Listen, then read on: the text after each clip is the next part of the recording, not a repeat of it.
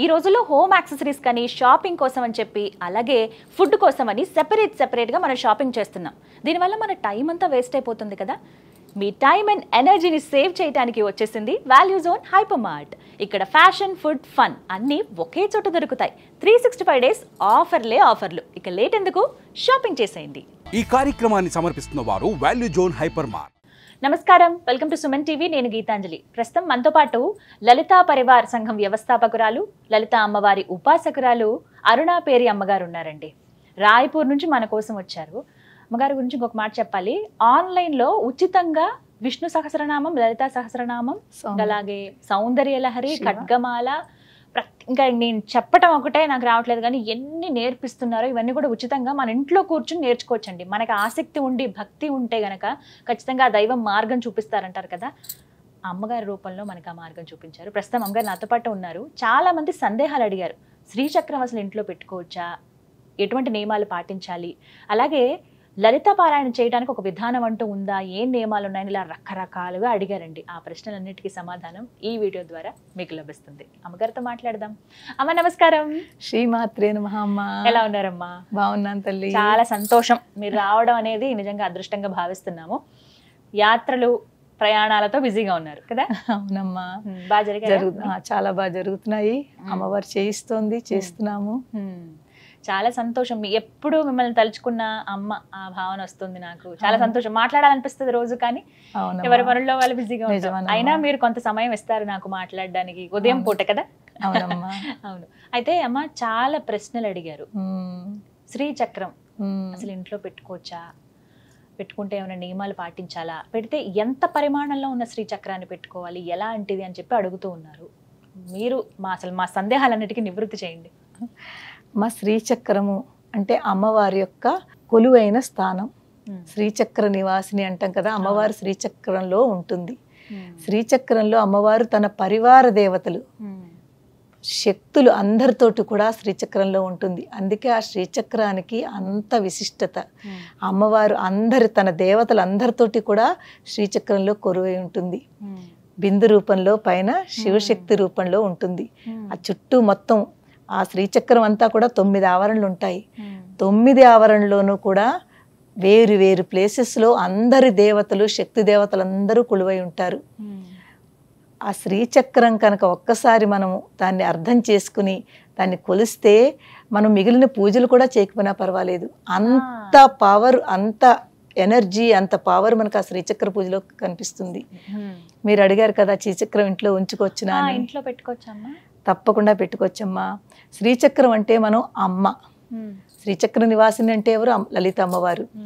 మీరు ఒక విషయం చూడండి, మన అమ్మ, మన సొంత తల్లి మన ఇంటికి వస్తుంటే అమ్మ నువ్వు రావద్దు, మా ఇంట్లో ఉండొద్దు అంటామా?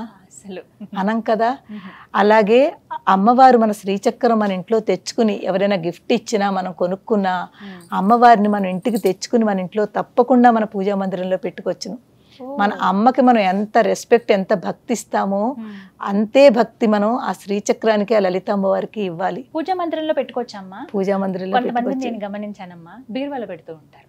అంటే అంటుముట్టులు ఉంటాయి, పూజ గదికే మనం వెళ్ళము.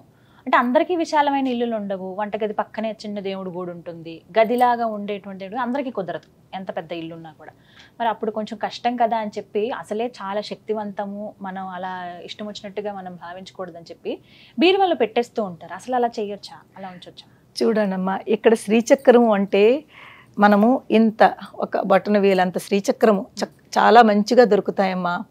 అది మీరు ఏ శ్రీచక్రమైనా సరే, మీరు స్ఫటికమైనా, పంచలోహములైనా, తర్వాత మీరు ఇవాళ రేపు స్టోను నల్లరాతి శ్రీచక్రాలు కూడా దొరుకుతాయి. ఏదైనా పర్వాలేదు, శ్రీచక్రం ఏదైనా పర్వాలేదు. అది మాత్రం మీరు కొనుక్కున్నా, మీకు ఎవరైనా ఇచ్చినా బీరువాలో మాత్రం పెట్టకండి అమ్మా. చూడండి, ఎందుకు పెట్టకూడదు? ఇప్పుడు మన ఇంటికి మన అమ్మ వచ్చారు, మన అమ్మని ఒక రూములో బంద్ చేసేసి కూర్చొని అక్కడే ఉండి నువ్వు బయటకు రావద్దంటావా? మనం అలా ఉంచినట్టే కదమ్మా. మన అమ్మని మనం రూములో పెట్టేసి నువ్వు అక్కడే ఉండు, నువ్వు రావద్దని ఎలా అంటాము? అటువంటిది ఈ అమ్మని అలమారులో పెట్టేసి తాళం వేసేస్తే, చూడండి, అదే అమ్మని అలా పెట్టేసి తలుపేసేస్తే మనకి ఇంకా తెచ్చుకోవడం ఏమిటి? ఒకటి భయం కొద్దీ చేస్తున్నారు పాపం. వాళ్ళు కావాలని చేయట్లేదు, అందరూ ఏదో భయపెడతారు కదా, అక్కడ పెట్టి పూజ చేస్తే నీకు ఏదో అవుతుంది అన్న భయంతో ఆ శ్రీచక్రం ఇచ్చారు కదా పడేయలేము, వాళ్ళు పట్టుకెళ్ళి అలమార్లో పెడుతున్నారు. కానీ మీరు అలమార్లోంచి ఎవరెవరే పెట్టుకున్నారో అలా తీసి పట్టుకొచ్చి మన పూజా మందిరంలో పెట్టుకోండి. భయపడద్దు, అస్సలు భయపడద్దు. అమ్మవారు ఎలా అయినా సరే నా బిడ్డలని ఆవిడ ఎంత సంతోషిస్తుందో కానీ మనకి పనిష్మెంట్ ఇవ్వడము అది ఉండదు. పెద్ద శ్రీచక్రాలు ఉంటాయి కదమ్మా, మేము మాలాంటి ఉపాసకులు ఉంటాం కదా, శ్రీ విద్యా ఉపాసకులమే, మేము ఆ పెద్ద శ్రీచక్రాలకి మేము ప్రాపర్గా ఒక పూజా విధానం ఉంటుంది. నవావరణ పూజ అని అమ్మవారి యొక్క పూర్తి విధానం ఉంటుంది. మేము అది తెచ్చుకుని పెట్టుకుని మేము ప్రతి శ్రీచక్రంలోనూ ఎన్ని ఎనర్జీ సెంటర్స్ ఉంటాయో దాని ఎనర్జీ సెంటర్ అంటాము. ప్రతి కోణాలకి ఎనర్జీ సెంటర్స్ ఉంటాయి. మేము ఆ మంత్రం చదువుతూ ఆ కోణాలకి ఆ ఎనర్జీ సెంటర్స్కి పూజ చేస్తాము. శక్తులు ప్రతి ఎనర్జీ సెంటర్లో ఒక్కొక్క శక్తి ఉంది. ఎప్పుడైతే ఆ శక్తులకు పూజ చేస్తామో ఆ శక్తులన్నీ మనకు కూడా వస్తాయి. ఆ శ్రీచక్రంలో సిద్ధి దేవతలు ఉన్నారు, మా ముద్రా దేవతలు ఉన్నారు, ఆకర్షణ దేవతలు ఉన్నారు, ఇంతమంది బోర్డు దేవతలు ఉన్నారు. ఎప్పుడైతే మనం ఆ దేవతలు అణిమా సిద్ధే, లగిమా సిద్ధే, మహిమా సిద్ధే, ఈశిత్వ సిద్ధే, వశిత్వ సిద్ధే, ప్రాకామ్య సిద్ధే, భుక్తి సిద్ధే, ఇచ్ఛా సిద్ధే, ప్రాప్తి సిద్ధే, సర్వకామ సిద్ధే. సర్వకామ అంటే కామం అంటే కోరికలు, మనకి అన్ని కోరికలు తీర్చాలి అని ఆ అమ్మవారిని ఎప్పుడైతే ఆ నామం చదివి ఒక పువ్వు అక్షంతలో పెడతామో తప్పకుండా మనకు ఆ సిద్ధి కనిపిస్తుంది. అలాగే ఆకర్షణ దేవతలు కామాకర్షణి, బుద్ధ్యాకర్షణి, అహంకారాకర్షణి, ఇవన్నీ ఆకర్షణ దేవతలు. ఎప్పుడైతే వాళ్ళ పేర్లు చదువుతామో అక్కడ మనకి అమ్మవారు ఆకర్షణ అంటే అట్రాక్షన్, మనలో కూడా ఆకర్షణ కలుగుతుంది. నలుగురు మనతో కనెక్ట్ అవుతూ ఉంటారు. ఇవన్నీ ఏనమ్మా. ఎప్పుడైతే ఈ శ్రీచక్రం అంతా కూడా అమ్మా మనకి చూడండి, ఇదిగో నేను మీకు ఇస్తున్నాను, ఇందులోను మీకోసమేనమ్మా. ఇందులో ఖడ్గమాల ఉందమ్మా. ఎప్పుడైతే మీరు శ్రీచక్రం చిన్నది మీ ఇంట్లో కనుకుంటే ఈ ఖడ్గమాల స్తోత్రం చదువుతూ శ్రీచక్రాన్ని కుంకం కానీ పుష్పం కానీ పూజ చేయండి. పూజా మందిరంలోనే పెట్టుకోవచ్చు అన్నారు. పూజా మందిరంలో చిన్నది పూజా మందిరంలో పెట్టుకోండి. పెట్టుకుని కుంకం పసుపు కుంకం కానీ ఉత్త పుష్పం కానీ ఒక్క పుష్పం పెట్టి ఖడ్గమాల చదువుకోండి. రోజు చేసి చిన్నదమ్మా ఖడ్గమాల, మీకు 3 minutes లో అయిపోతుంది. చాలా చిన్నది. రోజు ఇలా చేయొచ్చమ్మా? ఇలా చేయొచ్చును. ఒక పుష్పం పెట్టి ఖడ్గమాల చదువుకో. దీనికి ఎక్కువ నియమాలు లేవమ్మా. మనకి పంచోపచారం అంటాం కదా, గుర్తుంది. గంధం సమర్పయామి, పుష్పం సమర్పయామి, దీపం సమర్పయామి, ధూపం సమర్పయామి, నైవేద్యం సమర్పయామి. అవును. గంధం ఏమిటి? పరిమళాలు. పరిమళాలు అనమాట. మనం అమ్మవారికి చక్కగా పరిమళమైన గంధాన్ని ఇస్తున్నాము. అలాగే పుష్పము, పుష్పం అంటే విచ్చుకుంటుంది కదా, పుష్పంకున్నంత విచ్చుకునే అంటే మన మనసులు కూడా అంత చక్కగా విచ్చుకునేటట్టు అమ్మవారు మనకి ఉంచుతుంది అని పుష్పం పెడుతున్నాము. అలాగే దీపము, దీపం ఏమిటమ్మా? ప్రకాశము, కాంతి, అంధకారాన్ని చీకటిని తొలగిస్తుంది. ఆ ఎప్పుడైతే ఆ ప్రకాశం మన ఇంట్లో వెలుగుతోందో ఆ దీపం పెడతామో మన ఇల్లు మనమందరం కూడా మనలో ఉన్న అజ్ఞానాన్ని తీసేసుకుని మనం జ్ఞానాన్ని ప్రసాదించమని అమ్మవారిని కోరుతున్నాము. దీపము.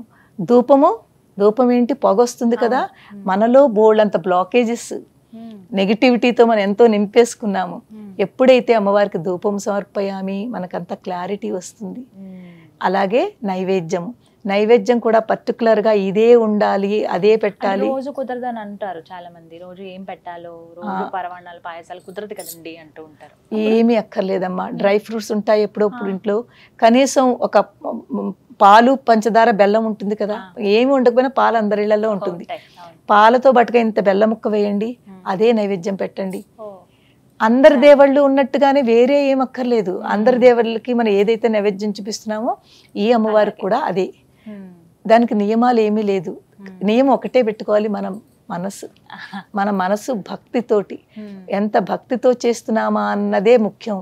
నువ్వు ఎన్ని నైవేద్యాలు ఎన్ని పెడుతున్నావా అన్నది అమ్మవారు చూడదు, నీలో ఉన్న భక్తిని చూస్తుంది. అమ్మా ఇప్పుడు 4-5 రోజులు కుదరదు మహిళలకి, అప్పుడు మరి పూజ అయిపోయినా పర్వాలేదు. ఏం పర్వాలేదమ్మా. 6వ రోజు ప్రత్యేకంగా ఏమైనా నియమం ఉంటుందా? 4 రోజులమ్మా. 5వ రోజు నుంచి అన్ని చేసుకోవచ్చు. 4 days అయిపోయిన తర్వాత 5th day నుంచి మనం అన్ని పూజలు చేసుకోవచ్చు, మంత్రాలు చదువుకోవచ్చు, దేవాలయాలకు వెళ్ళొచ్చును, అన్ని చేసుకోవచ్చును. ఆ 4 రోజులు కూడాను మనకి పాపం చాలా మీరు అన్నారు కదా చిన్న చిన్న ఉంటాయి, కిచెన్లోనే ఉంటాయి, అలా వెళ్ళొచ్చునా వెళ్ళకూడదా అనే పెట్టుకోవట్లేదని. జస్ట్ దేవుడు మందిరం టచ్ చేయకండి అంతే. ఎందుకంటే మనం అట్నుంచే నడుస్తాము, ఏం పర్వాలేదు, మన పనులు మనం చేసుకుంటాము. మీరు దేవుడికి దీపం ఒకటి పెట్టరు, ఆ దేవుడు ఆ మందిరం ఏదైతే ఉందో దాన్ని ముట్టుకోరు. మీ ఇంట్లోనే కనుక మీ మగవాళ్ళు ఎవరైనా పిల్లలాంటి వాళ్ళు ఉంటే వాళ్ళు పెట్టొచ్చును. మనకి ప్రాబ్లం వచ్చినా ఇంట్లో పిల్లలున్నా పెద్దవాళ్ళున్నా వాళ్ళు పెట్టుకోవచ్చును. మనం పెట్టట్లేదు కదా అని వాళ్ళు పెట్టకూడదని లేదమ్మా. ఎవరైనా ఎవ్వరూ లేకపోయినా కూడా ఏం పర్వాలేదు. ఆ 3 రోజులు 4 రోజులు ఎవరూ లేరు అనుకోండి, ఒక్కళ్ళు సింగిల్గా ఉంటారు, పాపం ఎక్కడ కుదురుతుంది? ఏమి బాధపడద్దు. ఆ 4 రోజులు ఆపేసి 5వ రోజు నుంచి యథావిధిగా చేసుకోవచ్చును. తర్వాత శ్రీచక్ర పూజ ఖడ్గమాలతో మాత్రం చేయండి అమ్మా. అన్ని పవర్ దేవతలు, అన్ని దేవతల శక్తి అంతా కూడా మనకి లభిస్తుంది. అందుకే శ్రీచక్రానికి అంత పవర్ ఉంది.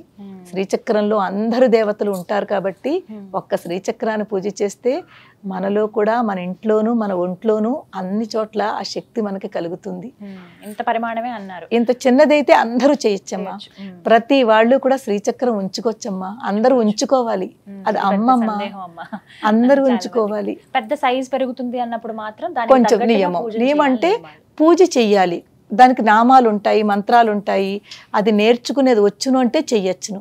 అందు గురించి అంతలాగా అందరికీ కష్టం అమ్మా, అందరికీ కష్టం కాబట్టి మనం ఆ కష్టమైన దాని గురించి ఎందుకు, అక్కడ పూజ చేసినా అదే ఫలితం వస్తుంది, మీరు దీనికి చేసినా అదే ఫలితం వస్తుంది. అలాంటప్పుడు మన ఇంట్లో ఆ చక్రం చిన్నది పెట్టుకుని అమ్మ మన ఇంట్లో ఉంది అని భావనతోటి మీరు చాలా ఈజీగా చేసుకోండి అమ్మా.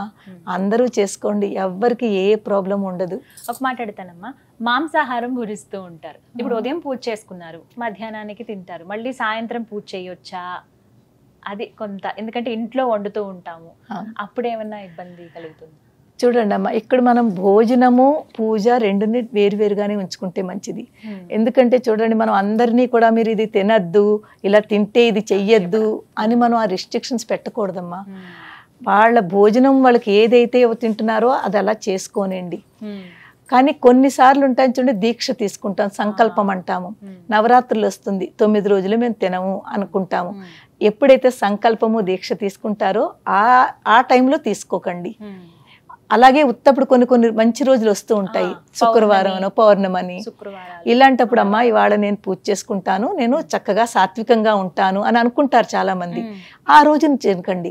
మిగిలిన రోజుల్లో అయ్యో నేను ఇవాళ తిన్నాను కదా నేను పూజ చెయ్యను అని అనుకోవడం తప్పమ్మా. మీ భోజనం మీదే పూజే. పూజ భక్తితో చేస్తాము, మనసారా చేస్తాము. అందు గురించి ఈ మనస్సు ఎక్కడైతే అమ్మతో కనెక్ట్ అవుతుందో మిగిలినవన్నీ కూడా మనం పట్టించుకోకూడదు. నిజమే, కరెక్టే. అది తెలియాలి అందరికి. సందేహం, ఇంట్లోనేమో వండమంటారు, వాళ్ళు తినాలి కదా, తప్పదా, అవును దోషమా అని అనుకుంటూ ఉంటారు. కానీ చాలా మంది చాలా సందేశం ఇదే, ఈ నాన్ వెజ్ తింటే మేము చెయ్యొచ్చునా చెయ్యకూడదా అని. అందు గురించి దాన్ని మీరు ఇందులో మిక్స్ చేయకండి. ఇది దేవుడిది, మీరు మీ భక్తితో చేసుకోండి. మీ భోజనం మీది, వ్యవహారం మీరు రోజు ఎలా ఉంటున్నారో అలాగా మీరు ఉండండి. రోజు ఒక్కసారి మాత్రమే దీపం పెట్టుకోవాలమ్మా, 2 పూటలు పెట్టాలా? సాయంత్రం పూట మనము రాక్షస తత్వాలు తిరుగుతూ ఉంటాయంటారు, పితృదేవతలది. సాయంత్రం దీపం పెడితే చాలా మంచిది. సంధ్యా టైంలో అంటే 6-6:30 ఆ టైంలో, సాయంకాల సంధ్యా సమయం అంటాం. అందుకే మార్నింగ్ అసలు దీపం అనేది ఎందుకు పెడుతున్నామో అర్థం చేసుకుంటే మనకి డౌట్ రాదు. దీపం ఎందుకు పెడుతున్నామమ్మా? చీకటిని తొలగిస్తోంది. ఆ చీకటిని, బయట చీకటి, మనలో కూడా ఎంత చీకటి ఉందోనమ్మా, ఎంత అంధకారం ఉందో ఇక్కడే ఉంది. ఈ అంధకారం, ఈ నెగిటివిటీని తొలగించుకోవాలి అంటే మనలో ఏం కావాలి? వెలుగు రావాలి, జ్ఞానం రావాలి. ఈ అజ్ఞానం పోయి జ్ఞానం రావాలి. అందు గురించి మనము ఆ దీపం కూడా అమ్మవారి దగ్గర పెట్టి, అమ్మ ఎలాగైతే నువ్వు ఆ అంధకారాన్ని తీసి నువ్వు వెలుగునిస్తున్నావో మాకు కూడా మాలో ఉన్న అజ్ఞానాన్ని తీసి జ్ఞానం ఇయ్యమ్మా అని అడుగుతున్నాము.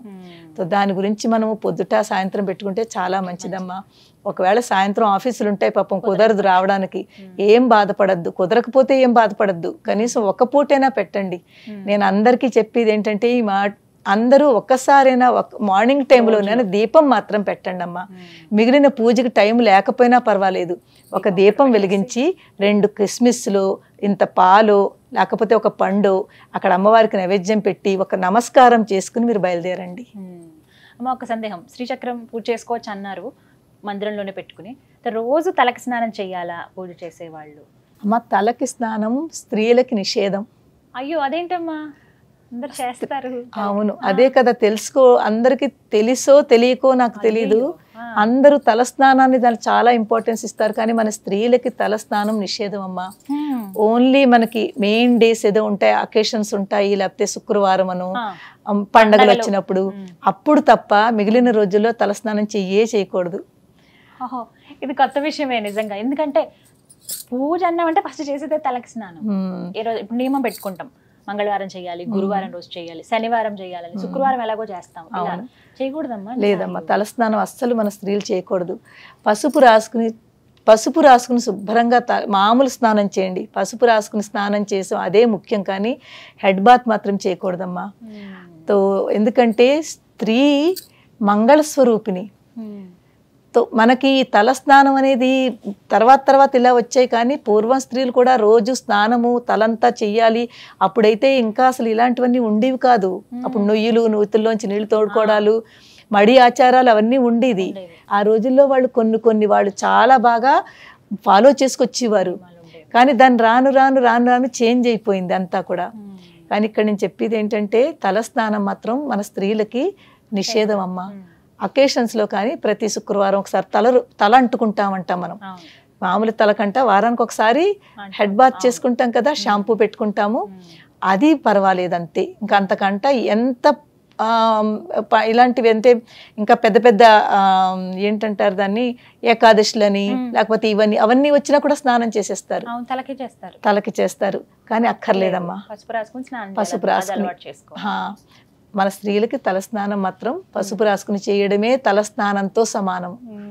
అందు గురించి తలస్నానం అక్కర్లేదమ్మా. చాలా సందేహాలు అసలు ఇవన్నీ, అంటే ఎంత తప్పుగా చేస్తున్నాం అంటే తెలియక చేసేవి ఇవన్నీ కూడాను.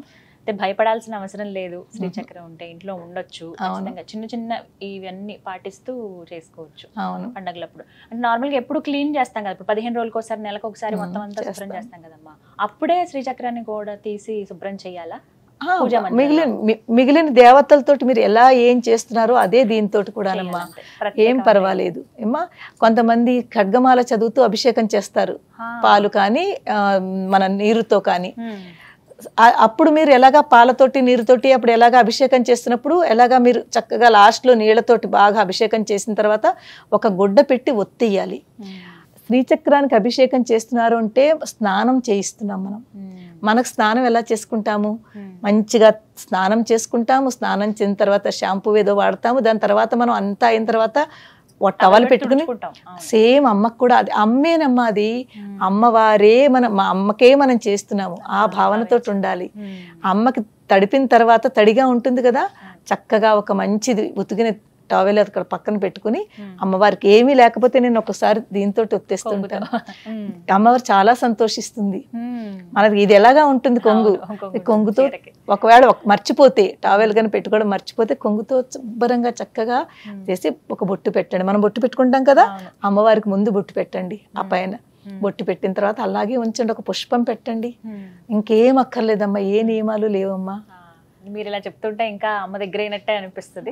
చాలా సంతోషం అమ్మ, చాలా చక్కగా వివరించారు. భయం అయితే పోయినట్టే ఖచ్చితంగా. ఎవరైతే భయపడుతున్నారో ఇంట్లో శ్రీచక్రం అసలు మనం పెట్టుకోవచ్చా పెట్టుకోకూడదా, ఎవరైనా గిఫ్ట్ ఇస్తే తీసుకోవచ్చా ఇలా అని చెప్పి ఏం పర్వాలేదని చెప్తున్నారమ్మ. అమ్మ ఇంకొక మాట, గిఫ్ట్ ఇవ్వచ్చా మేము ఎవరికైనా? శ్రీచక్రం గిఫ్ట్ ఇవ్వచ్చు, ఎవరైనా గిఫ్ట్ ఇస్తే తీసుకోవచ్చు, రెండు కూడా చాలా మంచిదే.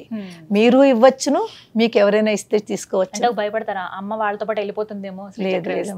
ఇవన్నీ కూడా అపనమ్మకాలమ్మా, అపోహలు, అన్ని అపోహలే. ఎక్కడో ఎవరో ఏదో అంటారు.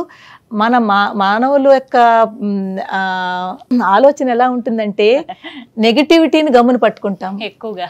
ఎవరైనా ఏదైనా నెగిటివ్ అన్నారంటే దాన్నే పట్టుకుని అదే ఫాలో అవ్వాలి చేస్తాం, కానీ ఎందుకు అన్నారు ఏమిటి అని పాజిటివ్గా ఆలోచించము. ఆ నెగిటివ్లో ఉంటేనే ఈ భయాలన్నీ వస్తున్నాయి. ఆ నెగిటివిటీ తగ్గింది మనకి పాజిటివ్గా ఆలోచిస్తే దేనికి భయపడకూడదు.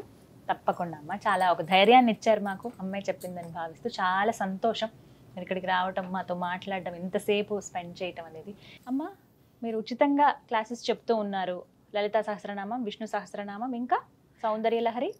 లలితా సహస్రము, విష్ణు సహస్రము, సౌందర్య లహరి, శివానంద లహరి, భగవద్గీత, మూక పంచశతి, నారాయణీయం, ఇంకా త్రిశతి, ఖడ్గమాల, ఇవన్నీ కూడా ఇంకా చిన్న చిన్న చాలా స్తోత్రాలు. అంటే క్లాసెస్ ఎప్పుడెప్పుడు ఉంటాయమ్మా? క్లాసెస్ మాది మండే టు ఫ్రైడే ఉంటుంది, కానీ దానికి కోర్స్ ఉంటుంది అన్నమా. 2.5-3 months కోర్స్ ఉంటుంది. రీసెంట్లీ ఇప్పుడే మాకు ఒక కోర్స్ స్టార్ట్ అయింది, ఈ నవంబర్ లాస్ట్ వీక్ నుంచి అయింది. సో ఈ మాట బ్యాచెస్ అన్ని ఫుల్ ఉన్నాయమ్మా. నెక్స్ట్ బ్యాచెస్ మాది ఫిబ్రవరి 2nd week తర్వాత స్టార్ట్ అవుతాయి. దాని ఇన్ఫర్మేషన్ అంతా కూడా మన లలితా పరివార్ ఛానల్ ఉంది. ఎవరైనా కాంటాక్ట్ చేయాలనుకుంటే మీరు కింద ఒక నెంబర్ ఇస్తారు కదా, అందులో ఓన్లీ వాట్సాప్ మెసేజ్లే చూడగలుగుతాము.